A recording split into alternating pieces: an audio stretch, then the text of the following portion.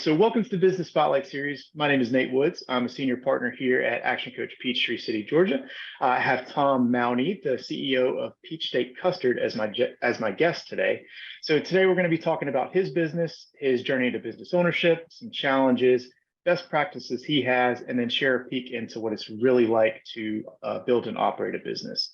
So if this is your first time on the channel, just make sure to like and subscribe to get notifications when we drop new conversations just like this one. So Tom, welcome. Thank you so much for being here today. Please just give us a brief overview of your background and tell us a little bit about your business. Sure. Hey guys, thanks for joining on here today to share a little bit more about me. So again, I'm Tom. I grew up in St. Louis, Missouri. I have always wanted to be in business kind of for myself, and coincidentally an opportunity came for me to get involved with my father and my brother. So we all decided we wanted to kind of get into a family business together, and you know, one thing led to another, and we ended up kind of stumbling across Andy's frozen custard. We were huge fans of Andy's growing up in St. Louis. It was our family hangout spot. It was somewhere where my friends and I would go and hang out and enjoy after a football game or after a soccer game that we had ourselves. So it really was nostalgic for me in the sense that it was where I grew up spending my time. And so the more and more I learned about the business through working in the business and being a part of the interview process with Andy's, the more and more we felt like they were the right fit for us. It's a family-run business. We sat down with Andy himself and his family. I had a chance to meet a lot of the operations people, and we always think that doing business with good people is start for anything that's going to be great. So we're really excited to be a part of the family. Awesome. So let's set the stage for the viewers a little bit. So tell us about what is the role that you currently play in the business. Sure. So I play the CEO role. I handle everything day to day with kind of store operations in terms of staffing and discussing with our leadership team. I have an excellent right-hand man and my brother, and also a regional manager who's been with us since we opened. And we discuss regularly staffing, any specific events that are coming up, any treat rollout campaigns that we're doing. We just started today a brand new treat called the Cannoli Thunder. So we're constantly discussing kind of new things coming up in our different markets. And another thing that has really been a big stepping stone for us in the past year has been kind of our community outreach program. So partnering with local nonprofits, with food banks, to donate a lot of what we call treat mistakes. But basically any treat that we do not hand out because it does not meet our kind of excellence for what we expect with our customer treats, we actually put a lid on it, we freeze it, and we donate it to these different shelters. And it's a really great way for us to give back to the community that we're in and we're part of. They do so much to kind of work with us. It's our chance to give back to them. So absolutely, that's awesome. So let's talk a little bit about what makes Andy special. So what do you feel is unique about the business? Why do your customers choose Andy's? So I would say probably our biggest separator is that we make all of our custard fresh at least every single hour. Our machines are custom built to our very specific standards. And we make vanilla and chocolate, as I said, every single hour the machines are on and running. So you never are dealing with a product that's going to be old. Really, it comes back to freshness for us with everything that we do. We bake brownies in house every day. Right now, as I mentioned, we have the Cannoli Thunder. We're doing peaches season and key lime pie, but soon we're going to be starting apple pie and pumpkin pie. And we bake all of those in house every single day. So that's a really big part of who we are as a company is fresh. Um, Yes. Additionally, I'd say our buildings are very unique. Um, we believe they're living architecture. So we have a lot of glass, and kind of our motto is we want you to see what you're getting. It's an experience. It's not just a treat. So in our drive-through, for example, we take every single order face to face. We want to have that customer interaction. Um, we don't want to just talk to you through a speaker box. We want to smile. We want to spend some time asking you questions about what you want or guiding you through our menu, because we do offer a lot of different treats. So that's really important to us. Absolutely. So what is one thing that you wish more people knew about your business?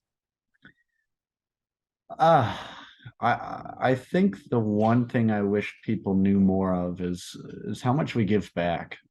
Um, we've partnered with a lot of different high schools, a lot of different community churches, in a lot of different ways, whether it was helping with a food drive during the fall for Thanksgiving for families less fortunate.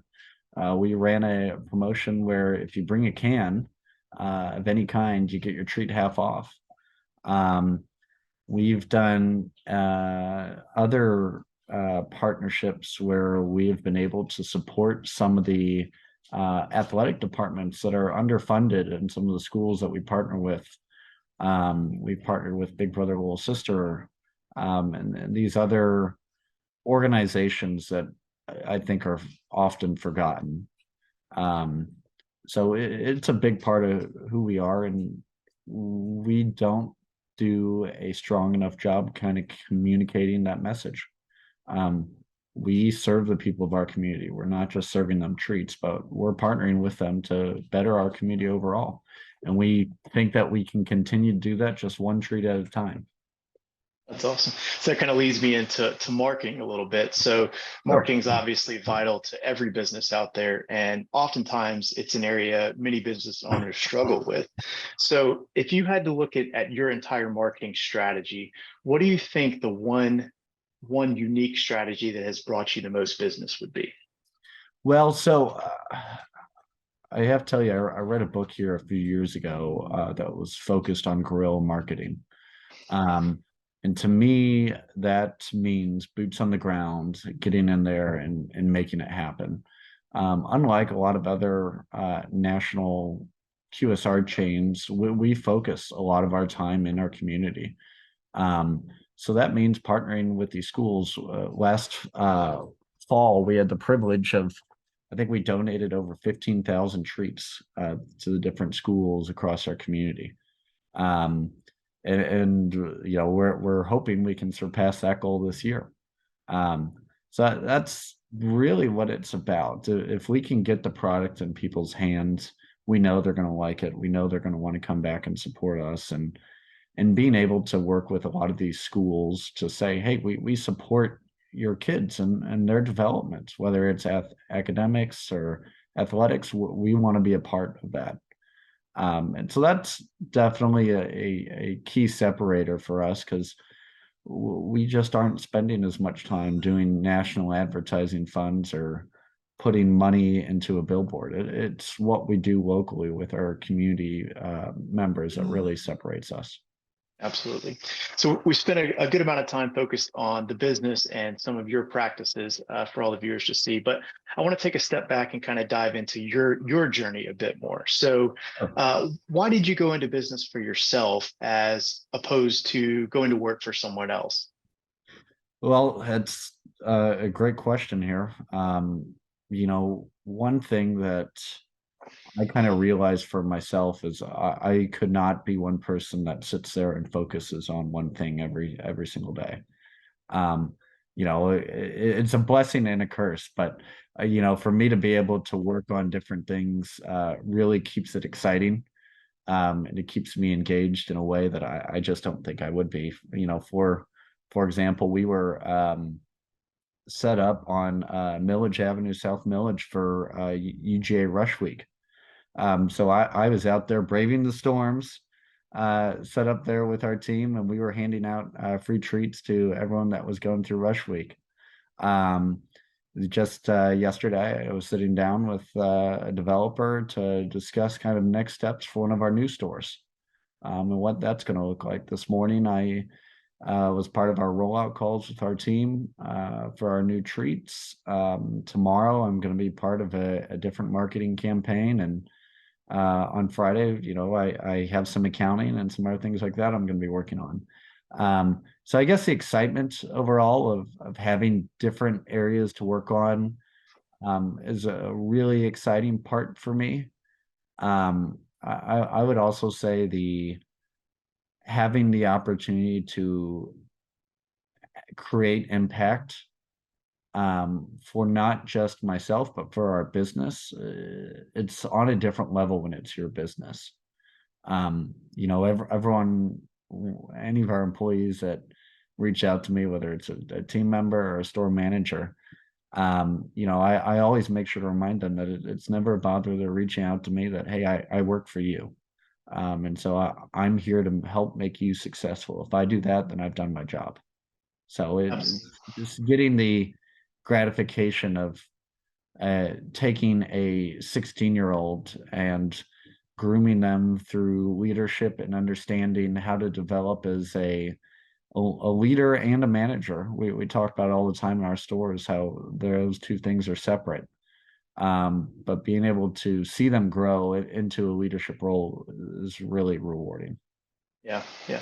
So as you look back at your journey, what's been a memorable roadblock or a hurdle that you were challenged with that you were forced to overcome? Sure. Well, I'll say here, during COVID, we were working through a approval process for one of our store locations, and coordinating with a civil department, an architectural, a fire, a storm and sewer department. While everyone's remote, it's quite a challenge. Um, so kind of discussing back and forth with these different departments and receiving feedback on our model and what we kind of were trying to attain. Um, it was a challenge. And we had to really work with not just the different departments, but also our neighbors to get our project kind of moving forward. And it was a 2 or 3 year process for us. And it had some challenges along the way that, truthfully, as a business owner, you expect a lot of different things to happen to you, but to have COVID thrown on you and to kind of coordinate with these different departments remotely, it's just a challenge that no one foresaw happening. So Yeah, for anyone that's ever had to deal with the permitting process, that's already not fun. But then you throw COVID on top of it. I can't imagine. sure. And one of the things that we're a very unique building. We're not cookie cutter. We want every single store we develop to be, hey, this is the Andes in Athens. This is the Andes in Chicago. This is the Andes in Alpharetta, Georgia. So every one of them has their own spin. It's not cookie cutter by any stretch of the imagination. But the problem that we run into with that is every single zoning department has a different interpretation of the building, and elements that they like and that they don't like. And so kind of working through that with each city and getting them to understand our operations. We have such a unique store setup, even in terms of how we operate in the store, that it's just foreign to a lot of these municipalities. So Sure, sure. So when you're thinking about the future of the business, it's always important to talk about building a great team. So how would you describe your leadership style in the business, and has it changed some over the years? sure. Well, it certainly has. For those of you on here that are football fans, I'm a huge football fan. So oftentimes I translate what I do in business to football. But one thing that has always been a constant for me is building my bench. I always want to have a strong group of people underneath me that I can rely on. And so it starts from building that foundation. And we've spent a lot of time finding the right kind of people that are going to be successful, that can continue to grow with us. And it really starts from there. Now, as for what the future holds, it's as any good business owner would tell you, you have to be willing to adapt. You have to be willing to look at things from a different perspective. And, I can certainly foresee hurdles coming up in the future, and what I different moves I may have to get around them. But I need to remain flexible. That's the biggest thing, and know where my weaknesses are. It's any good business owner will tell you it. You got to be able to look at it objectively and say, okay, what am I good at and what am I not good at? I know for me personally, I'm not necessarily as good at being the public figure up there for our marketing campaigns. That's just not me. I'm a behind the scenes person. I'll be behind the camera, but don't put me in front of it. It's not my cup of tea. So, I have people that I work with that are more bubbly and outgoing than I am, and that are people that can really present well in ways that I can't. So, Absolutely. So you talked about developing that bench and the next round of leadership. So what's been your approach to hiring and retaining team members, especially in today's economy? in today's economy, it's challenging. It's significantly different than when we started 4 years ago. It's um, times have changed, and we, as I said earlier, we have to be willing to adapt and look at it objectively. So, one thing that has always been a constant for us is, we want to pay the best and we want to hire the best. If we do that, if I know I can take care of our employees, that they're paid well, they're treated fairly, everything else, I know they're going to take care of our customers well. Um, in terms of our business model, it has adapted some over the years in terms of what we offer and what we do to kind of create opportunities for our team. We held our kind of first leadership development seminar with all of our store managers and all of our assistant managers, and we brought in a leadership coach here this past spring, and we had classroom sessions, and we just walked through basics of an interview and what different interview cues are we giving and what are we getting today compared to what we did 3 years ago. And one thing that is important is, no matter the landscape, understanding that people are applying for a job with you. It is not that, hey, they should walk in and think that they're going to get the job. You have to ask them, well, why do you want to be a part of my team? What do you think is gonna what do you think you're bringing to the table that's going to help us become more successful? And it's almost a kind of a mentality of fake it till you make it, and getting them to understand that, hey, even if we absolutely love you, we want you to know that, hey, you need to impress us. It's more about personality these days than ever. In the past it was a lot more qualification based, but I think the person's work ethic and what they are wanting to bring to the table, and how much they're wanting to grow, I think that's a bigger factor today than it ever was. Absolutely. Those are the things that you can't teach. That's kind of the intangibles that they have to have. Exactly. I tell everyone all the time, I can teach you custard. Teaching you how to be a leader is completely different. And I talked about it a little bit ago, but I can teach anyone to be a manager of a store, but teaching them how to be a leader amongst people, that's completely different, and that takes a lot more time. So taking somebody with the innate leadership skills and working with them to teach them how we do things with Andy's, it's a lot different. So, and going back to it, I think one other thing that really separates us is our business model. I talked about how unique our stores are, but we have a very interactive customer experience. And it's something that our team enjoys being part of. They love actually having the face-to-face time with people and not just working through a computer screen.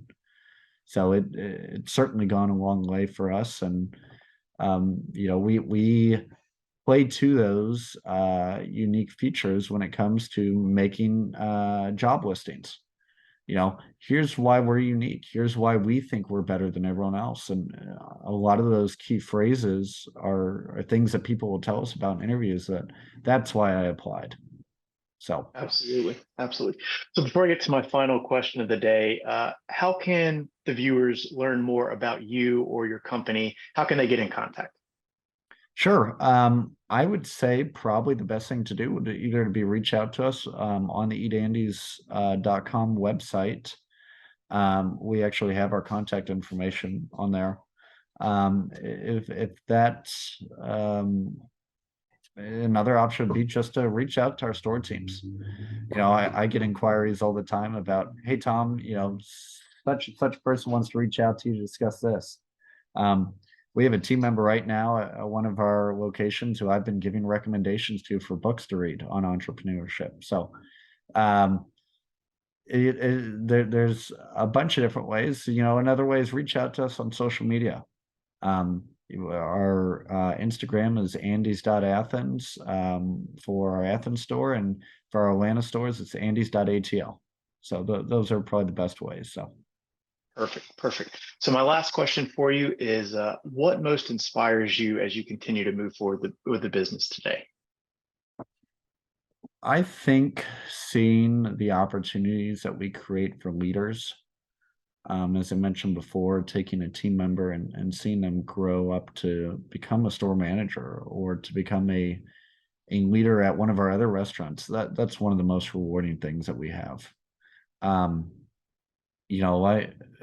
Additionally, I'll say that seeing what we are able to do with our different partners, whether it's some of the foundations that we work with directly, or some of the schools, and even just to the customer that has no relation to any of those. It's seeing them smile, and it's seeing what we're able to do to make their day. We are a very common first date spot for a lot of people. And across our 4 stores that we currently have operating here, I want to say we've had 6 or 7 different engagement proposals happen at the store. So to know that we're a big enough part to be a part of people's special day, it's incredible. We actually have a wedding that we're going to be catering to here later this year, and it's because we were one of their first date spots that really stood out to them. So That's awesome. That's incredible. Tom, thank you so much for joining me today. It was great to learn about you and about Andy's in general. So thank you so much again. sure. Well, thanks, Nate, and thanks guys for tuning in here. We appreciate it.